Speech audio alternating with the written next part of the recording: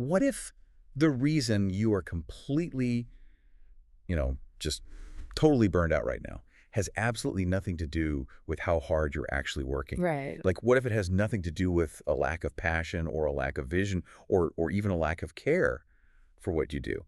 We have this really pervasive cultural myth that if you just care enough about your startup or your family, your local charity, or your spiritual calling, that passion is just going to magically carry you through. Yeah, exactly. The passion is supposed to fix everything. Right. But what if the greatest threat to your mission isn't that you are running out of fire, but that you are entirely lacking a fireplace? Yeah.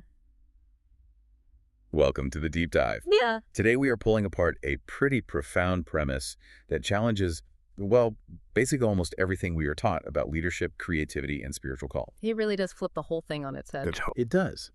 We are exploring a comprehensive framework that looks at church systems, governance, and stewardship, but the implications go like way beyond theology. This is really about the collision between what you are called to do and the actual structure required to pull it off. Which is where most people get completely stuck. Completely stuck. And I want to be clear right out of the gate.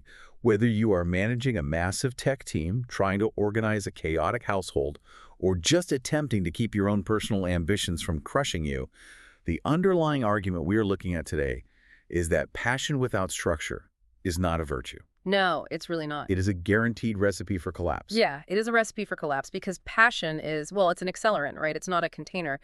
When we look at this framework, it systematically dismantles a very specific, very modern romanticization of chaos. Oh, the romanticization of chaos. I love that phrasing. We see that everywhere. We really do. We have this tendency, especially in creative and spiritual spaces, to view chaos as a sign of authenticity. We think, well, if things are a little messy, if everyone is scrambling, it means we are just moving fast. Like we're inspired. Exactly. We're operating on pure spirit or pure genius, but order is presented here in the source material not as some kind of, corporate bureaucratic buzzkill. It's actually a protective, almost sacred force. Order is the mechanism by which you protect the people you lead and the mission you're trying to accomplish. Because without it, you aren't being spiritual or creative. You were just being reckless. You're just doing damage, honestly. I think a lot of leaders naturally double down on passion when things get tough. I mean, think about it. When a project stalls or a team loses momentum, the instinct isn't usually to pull out a spreadsheet or redesign the workflow. No, nobody wants to do that. Right. The reflex is to preach harder, work longer hours, hold more motivational meetings. You try to generate more heat while completely ignoring the fact that the underlying infrastructure is just crumbling around you. Which leads directly into a state of what the text calls emotional urgency. Emotional urgency. Okay, let's unpack this. What does that actually look like? Well, when you lack underlying systems, every single input feels immediate and catastrophic. An unanswered email, a minor scheduling conflict, a small budget discrepancy. Because there is no process to handle them, they all land on the leader's desk as a 5-alarm fire. Everything is an emergency. Everything. The leader is no longer directing a vision. They are entirely consumed by surviving the day. And the tragedy here is that this lack of systemization quietly and violently consumes human resources. It just burns people out. Exactly. It burns people out not because the work is too hard, but because the friction of doing the work is impossibly high. There is a brilliant concept wrapped up in this material that states, activity alone is not maturity. Wow. Activity alone is not maturity. That is a staggering phrase. It really hits hard. It does. Because you could have a calendar packed from 6 in the morning to 10 at night. You could be physically exhausted, sweating, running from meeting to meeting, and feel incredibly important. But you might just be spinning your wheels. You're doing a lot of things, but you're not actually moving forward. Right. It makes me think of a high-performance vehicle. Like, imagine you have a state-of-the-art race car. It has a turbocharged engine, massive horsepower, unlimited fuel, but they forgot to install a steering wheel. Which is a pretty huge problem. A massive problem. You hit the gas and you have incredible noise, heat, and power. But because you have no directional control, you're mathematically guaranteed to crash right into the wall. The engine is your passion, but the steering wheel is the administration. And yet, people are terrified of the steering wheel. They really are. They assume that if they touch the steering wheel, they are somehow insulting the engine. Exactly. And I want to push back on this right here. Yeah. Because I think a lot of people, and honestly, myself included at times, have a visceral, negative reaction to words like administration or governance or systems. Sure. They sound so corporate. They sound inherently cold, right? Yeah. Like, if you're talking about a spiritual community or a creative agency, doesn't a rigid, highly defined system inherently quench the spontaneity of the moment? Like, Yeah. if we over-organize, don't we squeeze the life and the human element right out of the room? That is the dominant fear, absolutely, but it is entirely misplaced. Really? Entirely. The framework we're analyzing argues the exact opposite. Administration is not the enemy of inspiration. It is actually the environment where inspiration can safely happen. Okay, wait, explain that. How does administration make things safe? Well, think about a hospital. A hospital is a place of profound human emotion, life, death, incredible care. But if you walk into an emergency room that has no triage protocol, no supply chain management for sterile equipment, no scheduling system for the surgeons, It would be a nightmare. a total nightmare. The compassion of those doctors is entirely neutralized by the chaos. The administration doesn't stop the doctors from caring. The administration ensures their care actually reaches the patient before it's too late. Okay, I see. So the system is what delivers the care. Exactly. When an organization is rich in vision but poor in systems, everyone lives in a constant, low-level state of anxiety. True administration frees people up. It removes the friction of daily chaos so that the spontaneous, beautiful moments can happen without the roof just caving in. Wow. So if structure is this life-saving steering wheel, if it is the triage protocol that actually allows compassion to function, we have to look at where the blueprint for this comes from. And the source material dives deep into historical biblical precedents to establish what it calls a theology of order. Right, a theology of order. It argues that throughout these ancient narratives, power and progress consistently flow through ordered obedience, not chaotic enthusiasm.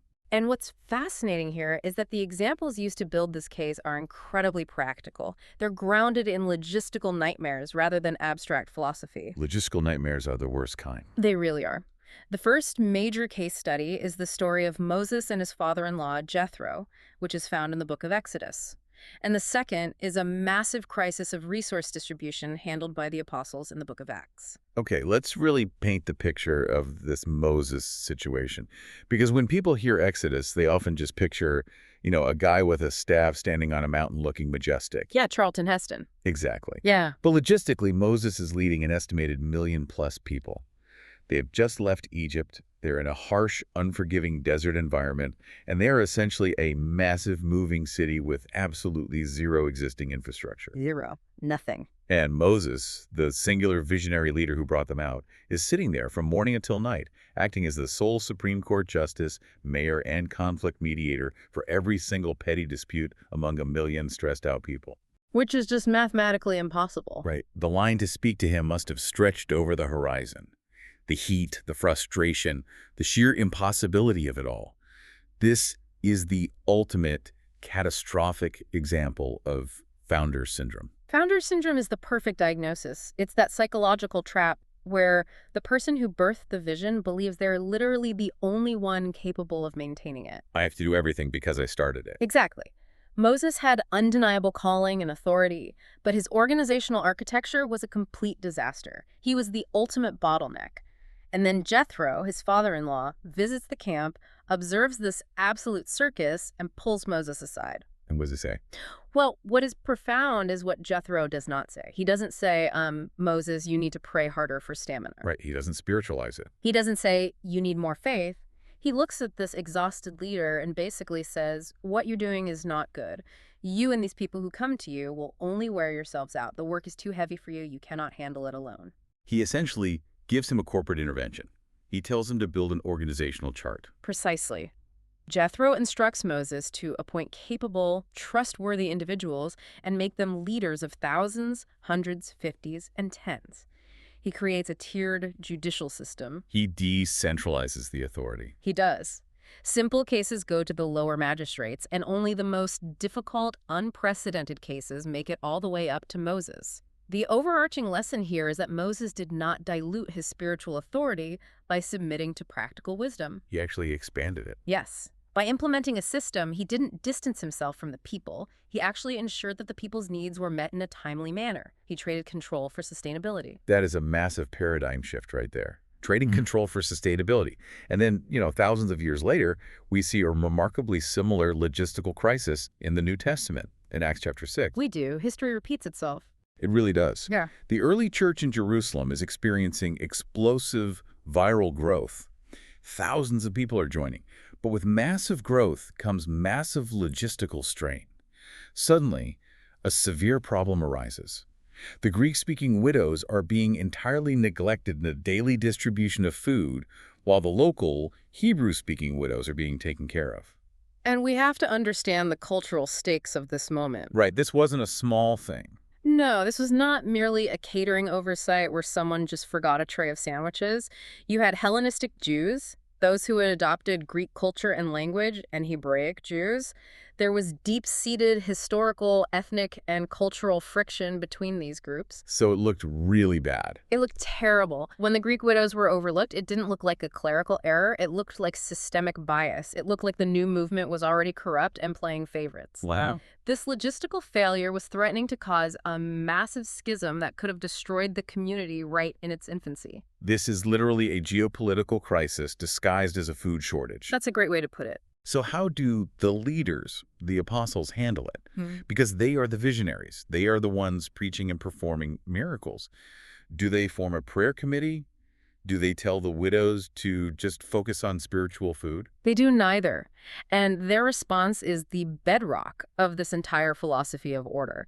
They do not spiritualize the problem away. They don't dismiss it by claiming that administrative tasks, like food distribution, are secular and beneath their calling. Okay, so what do? Well, they recognize that justice, equity, and physical care are deeply spiritual matters, but their solution is fiercely structural. They gather the community and essentially say, it is not right for us to neglect the ministry of the word to wait on tables. Wait, I have to stop you there. Sure. Because when I hear it's not right for us to wait on tables, it sounds incredibly arrogant. It sounds like they're saying, we are the executives, we don't do grunt work. I get that. It sounds that way to our modern ears, definitely. But we're projecting our own classist views onto the text. In their context, they were simply defining their specific assignment. Their assignment. Yes. They recognized that if they tried to solve the logistical problem themselves, they would abandon the primary mission they were uniquely called to. They weren't devaluing the work of feeding widows. They were actually elevating it by assigning it to specialists. That makes sense. They're taking it seriously enough to dedicate a team to it. Exactly. They told the community to select 7 men who were known to be full of the Spirit and wisdom, and they officially handed over this responsibility to them. They created a specialized task force. They solved an ethnic and logistical crisis with an organizational chart. They did.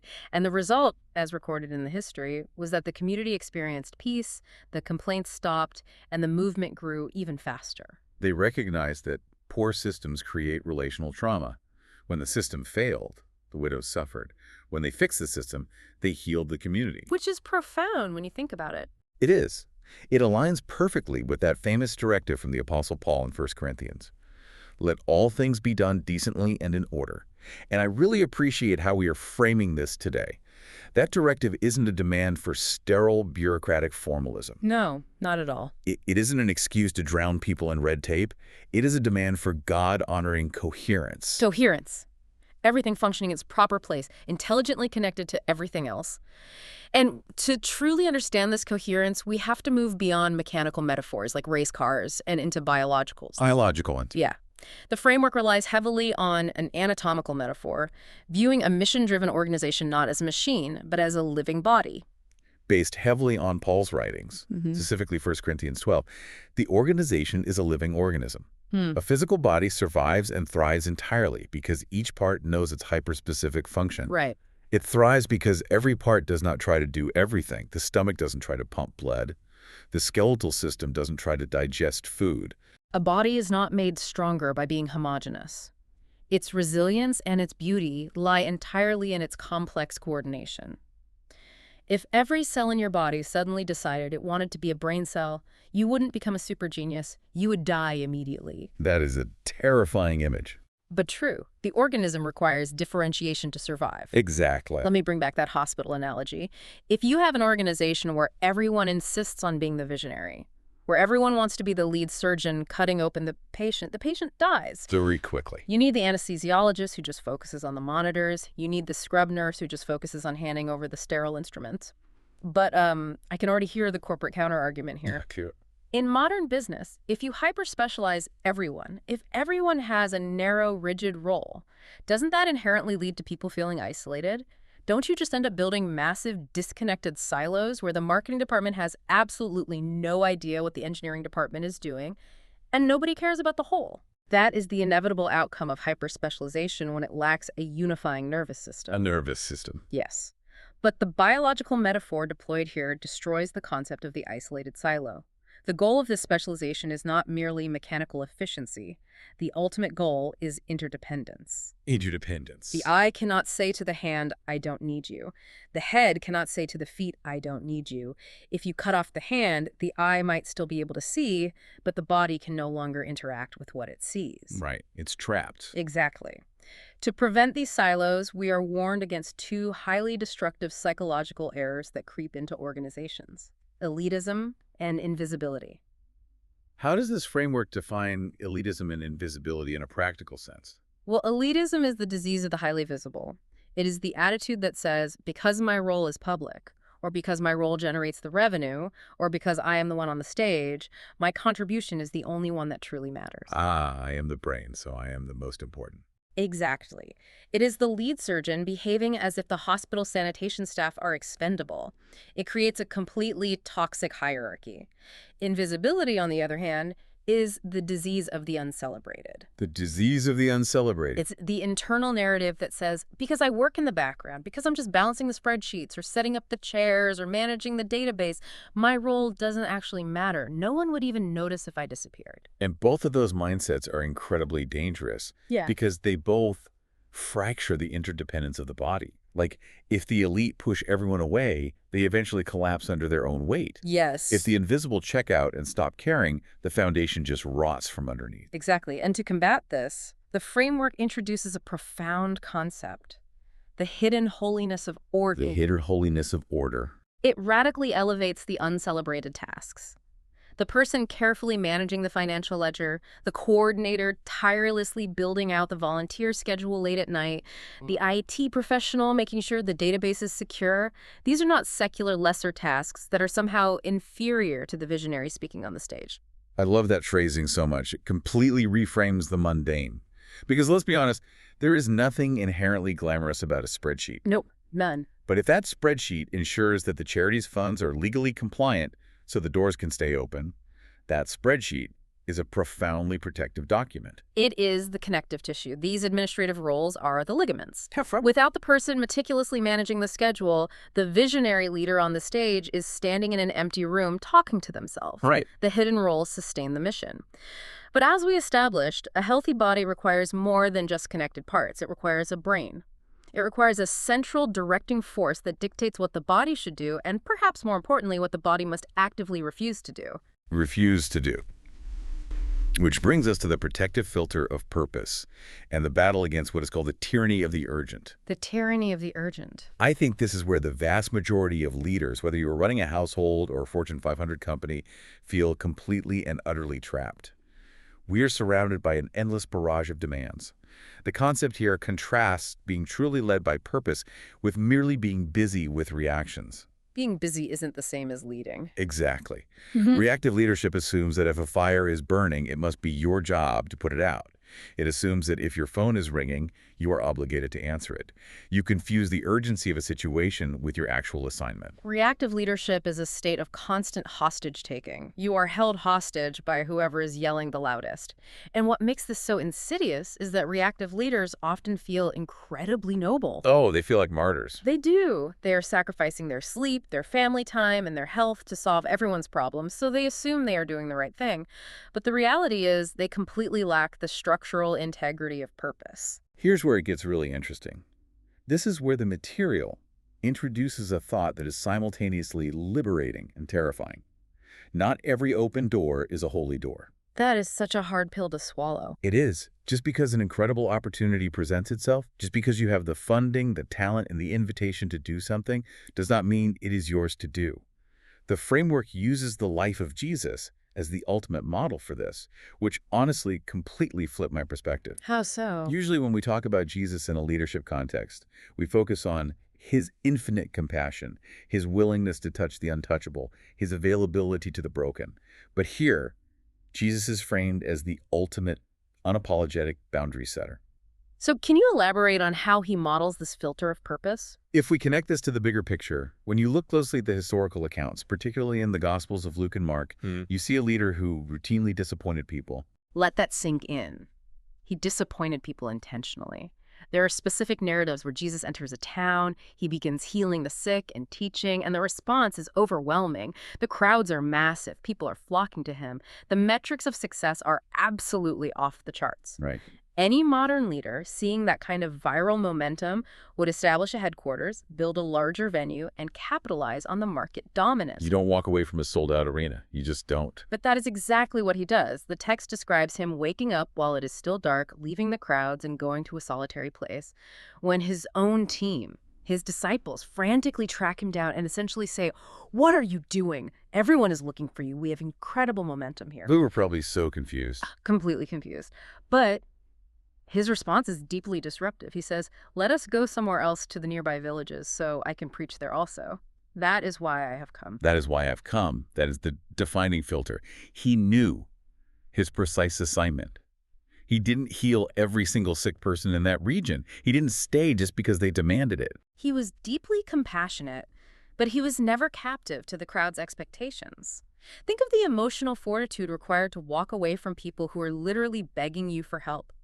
It violates our modern sensibilities of customer service. It totally does. But his internal purpose acted as an absolute filter. It protected his limited time and physical energy from the tyranny of immediate, seemingly noble demands. It takes immense courage to disappoint people on purpose.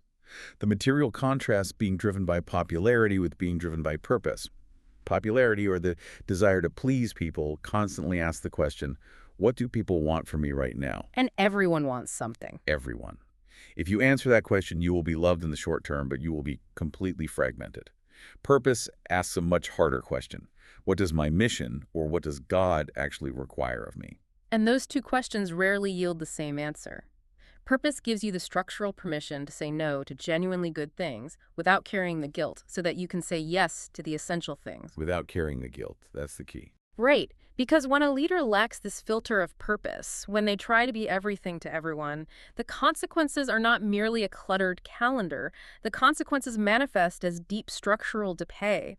We move into what is arguably the most sobering concept of this entire exploration, the architecture of burnout. The architecture of burnout. That phrase implies that burnout isn't just an accident or a stroke of bad luck. It's something we actively construct. It's a building we design through our own lack of boundaries.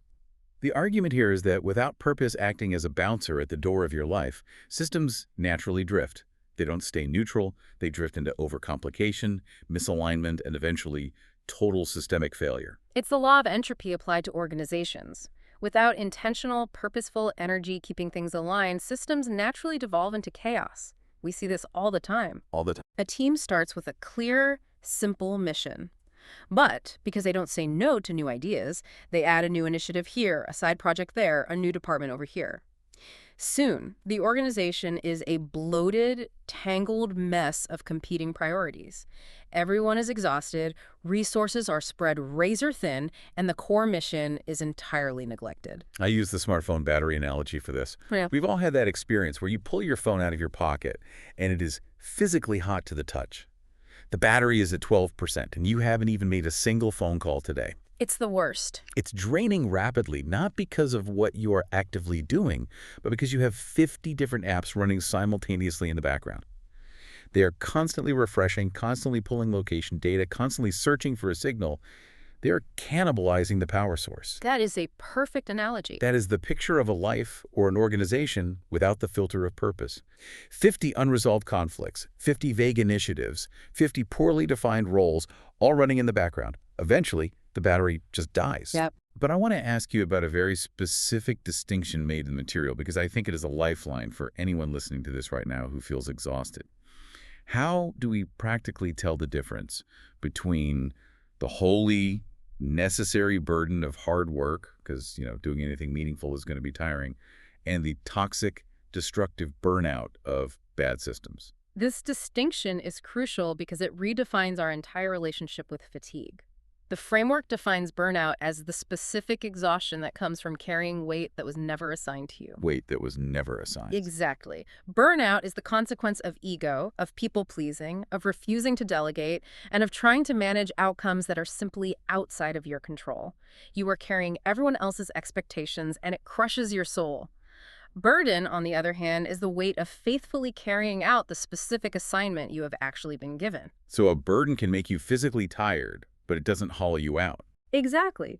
Building a house is a heavy burden. It requires sweat, late nights, physical exhaustion. But at the end of the day, you look at the wall you built, and there is a deep sense of satisfaction and alignment. Burnout is running on a treadmill at maximum speed while people throw rocks at you. Well, You are exhausted, but you aren't going anywhere, and you resent every single step. The material warns that whether you view it as a literal spiritual adversary or just the natural forces of organizational entropy, chaos violently exploits neglected order. It preys on blurred lines of responsibility and exhausted leaders. and it rarely happens through one massive, catastrophic failure, right? It's the accumulation of what the material calls small gaps. Yes, the microfractures. A Okay. leader delays making a difficult decision because they're just too tired, leaving an entire department in a state of paralyzing limbo. A financial donation is poorly recorded, which breeds a tiny seed of suspicion among the board members. A new volunteer shows up, full of passion, but there is no onboarding process, so they wander around feeling useless and never come back. Just tiny little things. Individually, these feel like minor administrative hiccups, but collectively, they act as termites in the foundation. They erode trust, efficiency, and morale until the structure simply gives way. It's death by 1,000 paper cuts. And surviving this kind of relentless grinding pressure requires a fundamental shift in how we measure success. We live in a culture that is totally addicted to the sugar rush of momentum. We really are. But this framework demands that we shift our focus to the deep, unseen root system of endurance. So, what does this all mean? To illustrate this, the material provides a fascinating case study in contrasting momentum versus mission, focusing on the historical figure of the Apostle Paul. The contrast between a momentum-based leadership model and a mission-centered leadership model is perhaps the sharpest critique of modern organizational culture in this entire deep dive. A momentum-based leader derives their stability entirely from external conditions. Like metrics. Right. If the quarterly profits are up, if the audience attendance is growing, if the social media metrics are climbing, the leader feels validated, powerful, secure. The system hums along nicely. But the second those metrics dip, The second the metrics dip, the second resistance is encountered, or a product launch fails, the momentum-based leader experiences an existential crisis. They question their calling, they panic, they make rash decisions, and the entire organization shakes because the leader's internal stability was entirely tethered to external applause. which is an incredibly fragile way to live. But it is so easy to fall into. Every platform we use gives us an analytics dashboard. We are trained to measure our worth by engagement rates, click-throughs, and profit margins. We are obsessed with the line graph going up and to the right. We are, but the framework uses Paul to completely dismantle the metric-driven mindset. If you look at the historical reality of Paul's life and ministry, it was marked by the exact opposite of modern momentum. Yeah, he didn't have good metrics. No. He was subjected to repeated imprisonment. He survived literal shipwrecks. He faced violent mobs, rejection from his own peers, severe physical hardship. If Paul had evaluated his success using a momentum-based dashboard, he would have concluded that he was an absolute failure and quit within the first year. The line graph of his life was volatile and often pointing straight down. Straight down. Yet historically, he didn't just survive these conditions. He thrived in a way that shaped the course of human history. He literally wrote documents from a damp, dark dungeon that became foundational texts for billions of people. You don't do that if you're waiting for ideal conditions. Exactly. Because his internal architecture was not built on momentum, it was built on mission. He relied on an internal purpose that was so rigorously defined and so deeply rooted that external circumstances, whether a cheering crowd or a prison cell, could not dictate his output. He thrived within the calling itself, regardless of the atmospheric pressure around him. This introduces a concept that I think is beautiful, but incredibly difficult for us to swallow: the slow work of God. We want the viral moment. We want the overnight success. We want the 30-day transformation. But the argument here is that, true, enduring depth only develops beneath the surface, in the dark, over a long period of time. There's a phrase used in the material: faithfulness in process precedes fruitfulness in outcome. It is an agricultural reality that we try to bypass with technology. You cannot plant an acorn on Monday and yell at the soil on Tuesday because you don't have an oak tree yet. Right. It takes decades.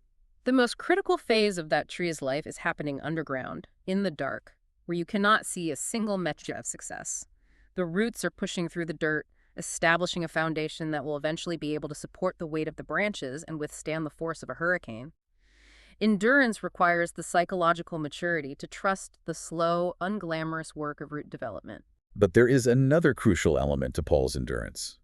He didn't just have internal fortitude. He didn't snap under the pressure because he absolutely refused to carry the weight of the mission alone. He was obsessed with ensuring that the movement would outlast his own lifespan. And that brings us to the profound challenge of multiplying leadership and the courage it takes to actually let go. This is where the framework confronts the ego of the leader head-on. The rule is absolute. Enduring leaders do not hoard responsibility, they actively multiply it. Any organization, whether it's a family business, a church, or a tech startup that depends entirely on the presence, the charisma, and the energy of one single visionary, is standing on a terrifyingly narrow foundation. Terrifying. If that leader gets sick, if they experience moral failure, or if they simply burn out and quit, the entire ecosystem collapses instantly. I picture centralized leadership like a bottleneck in a funnel. You can pour as much water, as much vision, capital, and passion into the top of the funnel as you want, but it can only flow through as fast as the narrowest point allows. If the leader insists on approving every single email, making every final decision, and mediating every minor conflict, they are the bottleneck. They're actively choking their own organization. Absolutely. But let's be fiercely honest for a second. Delegating is terrifying. It is deeply uncomfortable. It is almost always faster in the short term to just do the task yourself. Teaching someone else to do it takes twice as long. And the risk is real. What if the person you delegate to drops the ball? What if they mishandle a client or ruin the reputation of the project you've spent years building? How do we overcome that paralysis? The material acknowledges these fears completely. There is the fear of failure, the fear of losing quality control, and perhaps the darkest, most hidden fear of all, the fear of becoming obsolete. Oh, that's a big one. If I train my team to run this operation perfectly without me, do they still need me? Does my identity vanish? But the framework insists that holding on to control out of fear creates a toxic dependency that will eventually crush the leader. Paul didn't build an empire he could control. He cultivated a mission that could organically continue. He entrusted young, inexperienced leaders like Timothy and Titus with monumental, consequential authority. He left them in hostile cities to organize communities. And he didn't just throw them to the wolves. The material outlines a very specific three-step architectural process for how to multiply leadership correctly. Because you can't just hand an intern the keys to the company and walk away. The progression is train, delegate, and empower. Let's break those down because the distinctions are critical. The distinctions are everything. Step one is train. But the framework emphasizes that true training is about formation, not mere information transfer. You are not just handing someone a procedural manual and asking them to memorize it. You are shaping their character, teaching them the underlying philosophy of why the organization exists and modeling the culture. You are forming a leader, not programming a robot. Okay, so once they understand the why, you move to step two, delegate. Yes, but delegation here means entrusting them with meaningful, consequential roles. It does not mean offloading the administrative grunt work that you simply don't want to do. Right, like making copies. Exactly. If you only give people tasks that require zero brain power, you are creating lackeys, not leaders. Delegation means giving them a piece of the actual mission where their decisions matter. And that leads directly to the most misunderstood step, the final step, empower. I think a lot of people confuse delegating with empowering. They do, and the difference usually comes down to control. Empowering means giving the person the authority to execute the task, not just the responsibility to do the work. If you give a manager the responsibility to run a major event, but you don't give them the authority to spend the budget or to sign the vendor contracts without checking with you first, you have not empowered them at all. You've just given them a headache. You have just created a more frustrating, bureaucratic bottleneck. Empowering requires the leader to completely let go of the control mechanism. Which means they might fail. It means they will inevitably make mistakes. But the structure must be strong enough to absorb those mistakes as the cost of leadership development. And to truly empower someone, you have to hand over the resources. You have to trust them with the budget, the tools, the time, and the reputation. Hmm. This brings us to a concept that is often loaded with baggage, but is fundamentally reframed in this material: stewardship. Stewardship is a word that has been severely abused. In many contexts, the moment someone says stewardship, the audience automatically assumes a fundraising pitch is coming. Oh yeah, hide your wallets. They think it just means giving money. But the framework reclaims the deep theological and practical gravity of this word. It argues that stewardship is not a measure of abundance. It is an absolute measure of faithfulness. The core text used here is from the Gospel of Luke, chapter 16, which outlines the principle that whoever is faithful with very little will also be faithful with much, and whoever is dishonest with very little will also be dishonest with much. The material makes a profound assertion based on this. Scale does not redefine character, it reveals it. Scale does not redefine character, it reveals it. That is a principle you can apply to every sector of human behavior. If a person lacks integrity when they are managing $1,000, giving them $1 million will not magically cure their lack of integrity. It will only increase the blast radius of their dishonesty. It's the classic example of a teenager demanding the keys to the family sports car. The parents say no, not because they are trying to ruin the teenager's life, but because they have observed how the teenager treats their bicycle. The bike is left out in the rain, the chain is rusted solid, the tires are flat. The teenager hasn't demonstrated the basic capacity to maintain a simple machine. If you hand them a high-performance vehicle, the sudden increase in asset value doesn't instantly inject them with responsibility. It just ensures that when they inevitably crash, the damage will be catastrophic. This raises an important question, right? How do we build that capacity? The material explores this deeply through the historical narrative of Joseph in the Old Testament. Joseph's life is presented as a masterclass in the hidden nature of stewardship. Joseph was betrayed by his own brothers, sold into human trafficking, and ended up as a slave in the household of an Egyptian official named Potiphar. Think about the psychological devastation of that. He has every right to be bitter, to do the bare minimum, to sabotage the household. He's a victim of horrific injustice. Exactly. Yet the narrative shows him meticulously and faithfully managing Potiphar's household.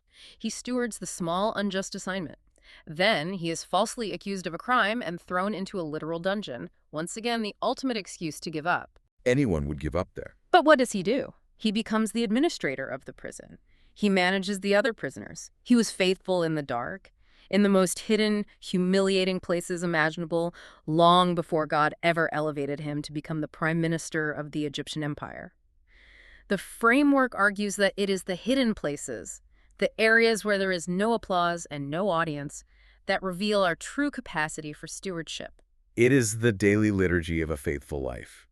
It's the things that are incredibly easy to skip because nobody is watching. It's the accurate ledger. It's the quiet cleaning of a room after everyone else has gone home. Yeah. It's the punctuality of the volunteer who shows up an hour early just to make sure the coffee is brewed and the doors are unlocked. These are not insignificant details to God, nor are they insignificant to the health of an organization. There's a quote in the source material that should be carved into the desk of every leader. Carelessness is often more dangerous than open rebellion because it feels harmless. Let's really unpack that. Carelessness is often more dangerous than open rebellion because it feels harmless. If someone in your organization stages an open rebellion, if they try to steal funds or actively recruit people to a rival company, it is terrifying, but it is obvious. You see the threat, you confront it, you fire the person, and you secure the perimeter. The threat is neutralized. But carelessness. Carelessness is invisible rot. It's a missing receipt here, a forgotten follow-up email there, a slight cutting of corners on a standard safety protocol because, well, we'd never had an accident before. None of these actions feel malicious. No one is trying to be evil. The person doing them doesn't intend to destroy the organization. But over time, this compounding carelessness erodes the structural foundation entirely. A charity that mishandles a $500 budget will absolutely mishandle a $5 million budget. The extra zeros simply magnify the pre-existing carelessness. Which means that if we are going to claim to be good stewards, we cannot operate in the shadows. If we are truly being faithful with the resources, whether that is capital, volunteer hours, or the sheer trust of the public, we must be radically willing to let others examine our work. And that drives us into the final illuminating theme of this material, the absolute necessity of living in the light, or transparency. The framework treats transparency not as a modern corporate trend and not merely as a legal requirement to maintain tax-exempt status. It treats transparency as a non-negotiable moral necessity. The logic is unbreakable. Hiddenness inherently breeds suspicion. Even if you are doing nothing wrong, if your processes are shrouded in secrecy, human nature will assume the worst. We always assume the worst. Suspicion aggressively erodes trust. And when trust is eroded, participation, generosity, and loyalty completely evaporate. But I need to ask a nuanced question here, because I think people confuse stewardship with hoarding. Isn't there a difference between being a careful steward, which sounds an awful lot like saving every single penny and avoiding all risk, and the actual mandate to execute a mission? Doesn't a church or a charity or a startup need to actually spend the resources they've gathered to accomplish what they set out to do? If we just lock the money in a vault so everyone can see it's safe, aren't we failing? You have hit on a profound distinction that the material makes very clear. Stewardship is definitively not the same as saving. Resources are tools meant to be deployed, not trophies meant to be polished. To simply hoard capital in a bank account out of a paralyzing fear of risk or a fear of potential criticism from donors is not financial wisdom. The framework argues it is a catastrophic failure of faith. Because it assumes the mission isn't worth the risk. Exactly. The famous parable of the talents illustrates this perfectly. The servant who took his assigned resource, dug a hole, and buried it in the ground just to keep it perfectly safe, was the one who was severely condemned by the master. The goal of stewardship is not preservation. It is intentionality. It is having the courage to spend the resources boldly, aggressively, but always in strict accordance with the defined calling and mission. And doing so completely in the light where everyone can see the math. Yes. The material details why true transparency is ultimately an act of profound humility. When a leader opens the financial books, when they clearly explain the decision-making processes, when they publish the salaries, they are essentially making a theological statement. We are merely servants of this mission, not the owners of it. Therefore, we have no right to hide anything. We welcome your scrutiny because it validates our integrity. And once again, the framework points back to the Apostle Paul for a deeply practical historical example of this. In his second letter to the Corinthians, Paul is organizing a massive multi-city financial collection. He is gathering funds to bring relief to the impoverished believers who are suffering through a famine in Jerusalem. This is a huge sum of money. Massive. He has the ultimate spiritual authority. He could have just put the money in his satchel and traveled to Jerusalem alone. No one would have questioned his absolute right to do so. But he explicitly refuses to do that. He insists on sending trusted, vetted companions, men chosen by the other churches, to travel with him and jointly guard the funds. Why? He explicitly states that he is doing this so that no one could possibly accuse him of mishandling the gift. He knew how it would look. He didn't just want to be honest in the sight of God. He went out of his way to mathematically prove his honesty in the sight of men in order to fiercely protect the reputation of the mission. He understood that perception matters when you're dealing with trust. He engineered a system of accountability not because he was a thief, but to prevent the devastating power of a rumor. The framework concludes that a community, or any organization, that operates entirely in the light is an organization at peace. When the team doesn't have to guess where the funding is going or how executive decisions are made behind closed doors, they can finally relax, they can stop whispering in the hallways, and actually focus their energy on the mission. That resulting peace is an invaluable asset. It frees up massive reserves of emotional and creative energy that are otherwise wasted on navigating suspicion, office politics, and anxiety. Transparency isn't about a leader surrendering their power, it is about a leader actively building trust. And trust is the only currency that can sustain an enduring mission. This has been an incredibly dense, challenging, and honestly paradigm-shifting journey through this material. We started by completely dismantling the cultural myth that raw passion alone is enough to sustain a calling. We explored how administration is the steering wheel that prevents the race car from crashing. We look at the historical theology of order through Moses and the early apostles, proving the structural solutions are deeply spiritual.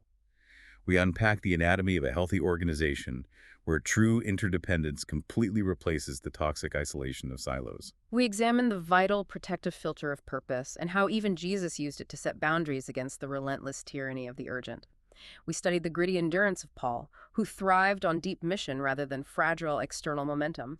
We confronted the ego-driven fear of delegating, breaking down the essential process of training, delegating, and genuinely empowering others. Right. And finally, we redefined stewardship not as wealth management, but as faithfulness in the hidden things, culminating in the absolute moral necessity of walking in the light of transparency. It is a breathtakingly comprehensive blueprint for how to build something that actually lasts.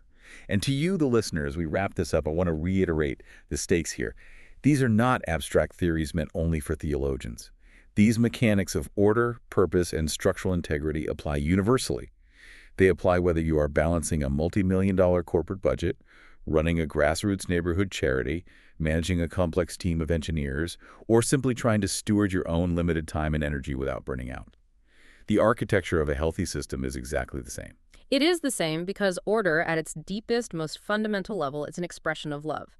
It is the practical mechanism by which we care for the people and the precious resources that have been entrusted to us. I want to leave you with a final thought to mull over today, as you go back to your teams, your families, and your projects. We've talked extensively about the big picture, about grand missions and enduring legacies, but the source material reminds us, through the life of Joseph and others, that God almost always forms leaders in the dark before he ever reveals them in the light. Scale reveals character. So, consider the landscape of your own life right now. Look at your calendar, look at your home, look at your workplace. What is the one small, hidden, seemingly insignificant responsibility you've been neglecting or doing half-heartedly because you secretly convinced yourself it was beneath your true capacity? What if your faithfulness in that exact unseen, unglamorous task is the literal key to unlocking the endurance of the breakthrough you've been desperately searching for? That is the ultimate defining test of stewardship. It is never about how eloquently we handle the spotlight. It is entirely about how faithfully we handle the broom, the spreadsheet, and the quiet structural work when absolutely no one else is watching. Thank you for guiding us through this incredibly rewarding material today. It has been a masterclass in rethinking the architecture of our lives. And to everyone listening, thank you for joining us on this deep dive. Remember, true impact isn't always about running faster or burning brighter. Sometimes the most profound thing you can do is the quiet, unglamorous work of building a fireplace, a structure strong enough and clear enough to let your fire safely warm the world for a lifetime.